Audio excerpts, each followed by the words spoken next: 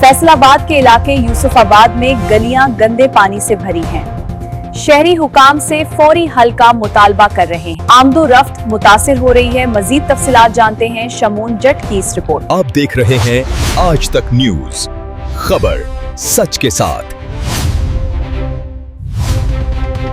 नाजरीन, फैसलाबाद के इलाके यूसुफाबाद नेशनल सिल्क मिल रोड की गलियां गटरों के गंदे पानी से भर गईं। मकामी शहरियों के मुताबिक निकासी आब का मसला कई दिनों से बरकरार है, जिससे आमदोरफ्त में मुश्किलात पेश आ रही हैं। इलाका मकीनों ने मरियम नवाज और मुताल्लिका हुकाम से अपील की है कि सूरत हाल का नोटिस लेकर फौरी सफाई और निकासी आब का इंतजाम किया जाए। रिपोर्ट शमून जट और आप देख रहे हैं आज तक न्यूज। फैसलाबाद के इलाके यूसुफाबाद में नेशनल सिल्क मिल वाला रोड इस वक्त शदीद मसाइल का शिकार है, जहाँ गलियां गटरों के गंदे पानी से भरी हुई है। मकामी शहरियों के मुताबिक कई दिन गुजरने के बावजूद निकासी आब का मसला हल नहीं हो सका। इलाका मकीनों का कहना है कि गटरों का पानी गलियों में जमा होने की वजह से आमदोरफ्त में शदीद मुश्किलात पेश आ रही हैं, जबकि मच्छरों की अफजाइश में भी इजाफा देखा जा रहा है।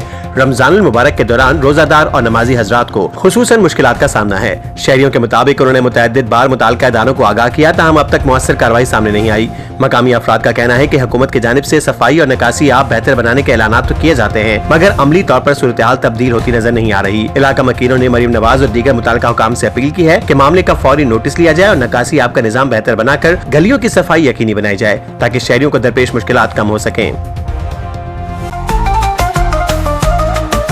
आज तक न्यूज, खबर सच के साथ।